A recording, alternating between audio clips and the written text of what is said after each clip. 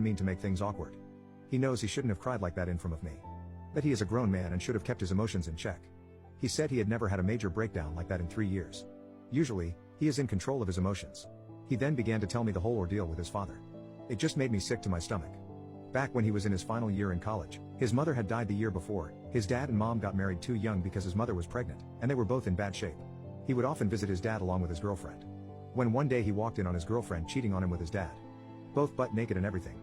His father gave him lame excuses like he was lonely and whatnot. He cut off all the contact he had with his dad and went on to live with his grandmother. After that, he went into depression, skipped his classes, and flunked out of school. He went through intense therapy and has managed well on his own. He moved out from his grandmother's state and came closer to us.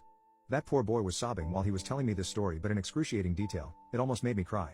That's not the reason he cried though. He cried because a few days ago, he received a letter from his grandmother that his father had taken his own life. He wrote a letter to James. James did read the letter, but he felt nothing. He showed me the letter. It was basically that bastard apologizing and asking for a chance. And at the end, he wrote, "Well done, my son." I got a little gist about what happened after the affair was discovered. His father and that girl were pretty much ostracized by everyone. They lived in a small town, so the word got around quickly. The father's friend basically disowned him, and every relative he had stopped talking to him. He lost his respect and dignity. He begged his mother to give up James's new address, but his grandmother refused. Also, in the letter he mentioned he had a liver failure because after he left he had a bad alcohol addiction. He regrets what he has done and knows he can never take it back. He will always have to carry the guilt. He has thought about taking his own life many times, but he knows if he dies he has to answer his deceased wife about why he did what he did. His dad mentioned he had no contact with their ex-girlfriend because she was the reason why he lost his son. He did acknowledge his own fault, but mostly he blamed that girl because she seduced him.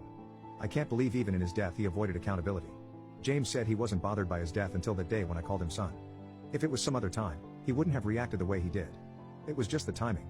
He cried because he knew he lost his father forever. He didn't even go to his funeral because he knew if he did his progress would go down the drain. But he misses having a father. He knows what his dad did was wrong, but they were both pretty close.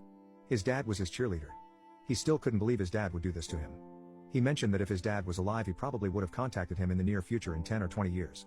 But he lost both of his parents forever. I apologized to him for triggering something like that. I also told him he is a wonderful man and any man would be proud to have a son like him. It's such a shame his dad threw it all away because he couldn't control his meat.